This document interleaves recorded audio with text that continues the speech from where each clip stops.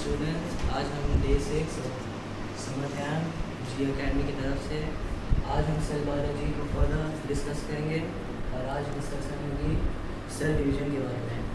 Cell division के stage को शुरू करने के लिए हम बताएंगे डीएनए के बारे में। डीएनए जैसे पहले बोला गया था न्यूक्लियस में बनता है सेल का। अब प्रोकैरियोटिक सेल में न्यूक्लियस नहीं होता है, इसलिए न्यूक्लियोइड में बनता है न्यूक्लियोइड डिवीज़न। वो डीएनए की एक खास बात है कि वह बहुत लंबा प्रोटीन सेल है, वो 2.2 मीटर लॉन्ग होता है। माइक्रोस्कोपिक सेल वो और माइक्रोस्कोप से देखेंगे तो थोड़ा हाई कॉइल होता है। इसकी structure bead of string, DNA structure microscope में देखने में बीड ऑफ स्ट्रिंग जैसे स्ट्रक्चर से रिप्रेजेंट की जा सकती है। एक न्यूक्लियोसोम फॉर्म होता है जब 8 हिस्टोन प्रोटीन्स, जैसे देख सकते हैं डायग्राम में 8 हिस्टोन प्रोटीन्स बाइंड करते हैं एक डीएनए प्रोटीन में, और फिर वो बनाते हैं मिलके एक न्यूक्लियोसोम। न्यूक्लियोसोम फर्दर और कॉइल होकर क्रोमेटिन फाइबर्स बनाता है।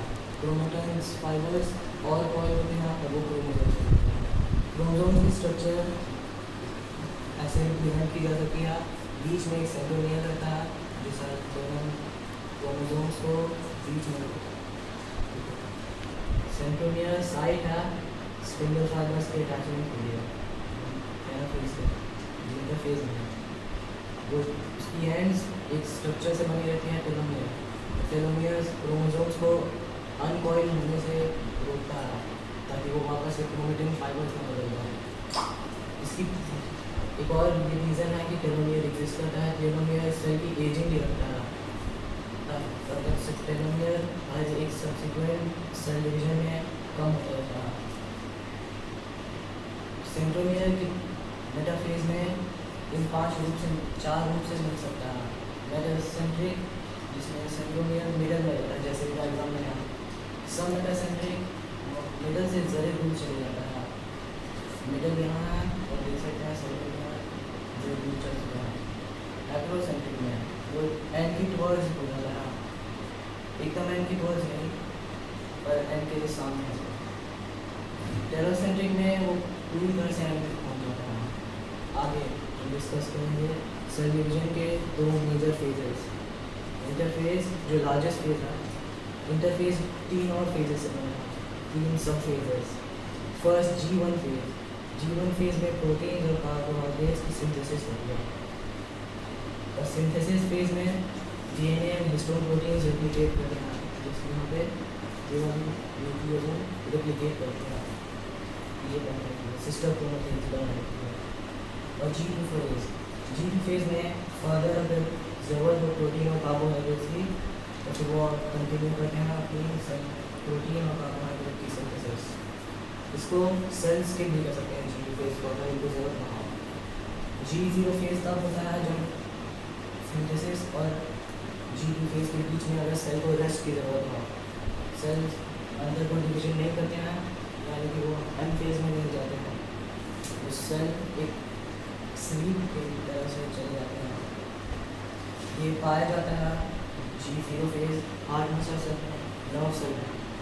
G0 फेज तब होती है जिस टाइम अगर सेल की एकदम इमीडिएट यूज हो, जैसे कि अगर इंजरी हो गई, इंजरी की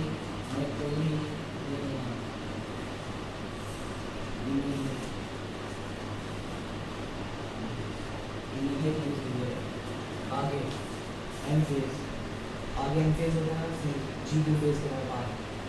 एम फेज की 2 तरीके हैं, माइटोसिस और मेयोसिस। माइटोसिस इक्वेशनल डिवीजन है जिसमें डीएनए मदर और डॉटर सेल्स में सेम रहते हैं। मेयोसिस जिसे रिडक्शन फेज होता है, इसमें डीएनए हाफ होती है डॉटर सेल्स में, देख सकते हैं एन। अब हम समझाएंगे एन और 2n को।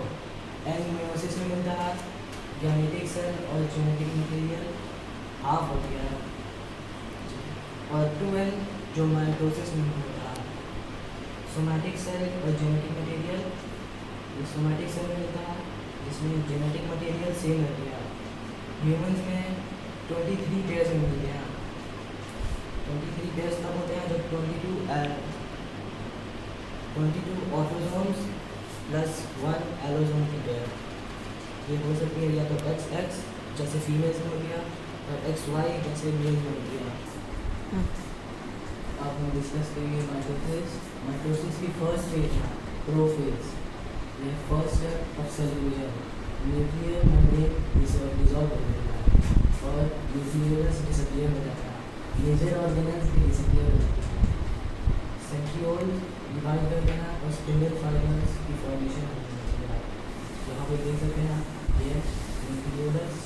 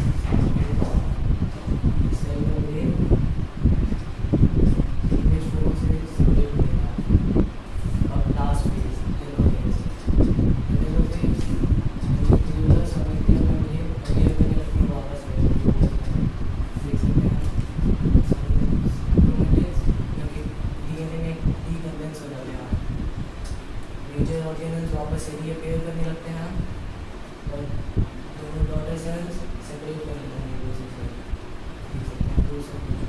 और यहाँ पे भी सेल फॉर्म ये था हमारा माइटोसिस और हम बाद में मेयोसिस भी अपनी डिस्कस करेंगे। गुड बाय स्टूडेंट्स, ये थी आज की क्लास माइटोसिस के बारे में। नेक्स्ट क्लास में हम मेयोसिस के बारे में बात